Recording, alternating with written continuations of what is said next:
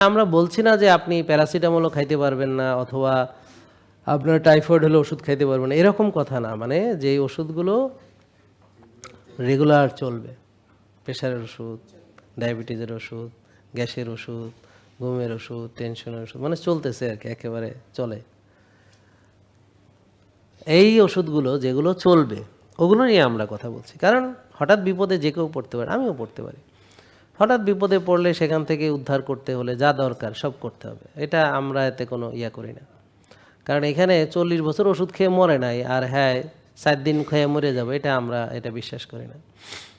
বুঝতে পারছেন? 40 বছর ওষুধ খেয়ে দিব্যি বাইসে আছে, হ্যাঁ এখনো মরে নাই আর হ্যাঁ 7 দিন 5 দিন ওষুধ খেয়ে বলে মরে যাব।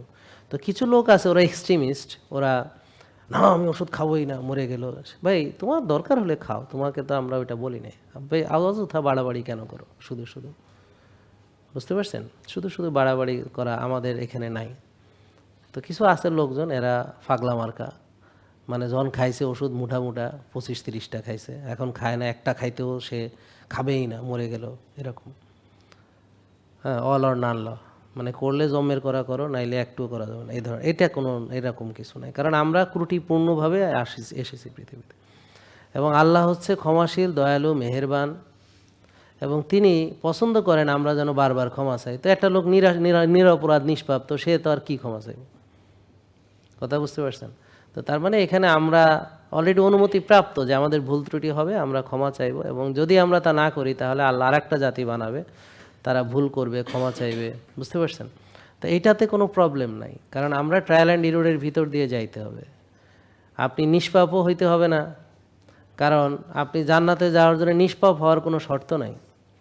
জান্নাতে যাওয়ার শর্তটা সহজ, কি যে তোমার পাল্লা ভারী হবে যেদিকে সেদিকে যাওয়া। তো তোমার যদি পাপ এত করো আর নেকি যদি কম থাকে, তখন তুমি নেকির পাল্লার থেকে বদের পাল্লা ভারী হইলে জাহান্নামে যাবা। তো ধরেন আপনি অনেক পাপ করছেন কিন্তু আবার ভালো কাজ আরও অনেক করছেন, তো যেখানে পাল্লা ভারী সেদিক যাবেন। তাহলে নিষ্পাপ হইতে হবে এরকম কোথাও নাই নাকি? আছে? আছে নাকি? তবে হ্যাঁ, কিছু কিছু পাপের ওজন এত বেশি হবে যে অনেক নেকি দিয়েও সেটারে কভার করা যাবে না, সেটা আছে আলাদা। তারপরে কিছু কিছু জিনিস আছে, যেমন ধরেন আল্লাহ ক্ষমা করবেন যে আল্লাহর সঙ্গে যা করেছেন, কিন্তু বান্দার সঙ্গে ধরেন কাউরে প্রতারিত করেছেন, কারো প্রতি জুলুম করেছেন, তো এইটা তো আপনাকে আল্লাহ ক্ষমা করবেন না, আল্লাহ বলে দিয়েছেন। তখন আপনি পড়বেন মহাবিপদে। বান্দার হক যারা নষ্ট করে, যারা ধরেন আমাদের বাধ্য করে ঘুষ খাইতে আছে, আমাদের বাধ্য করে মনে করেন যে আমাদের থেকে টাকা হাতায় নিতে আছে, বুঝতে পারছেন?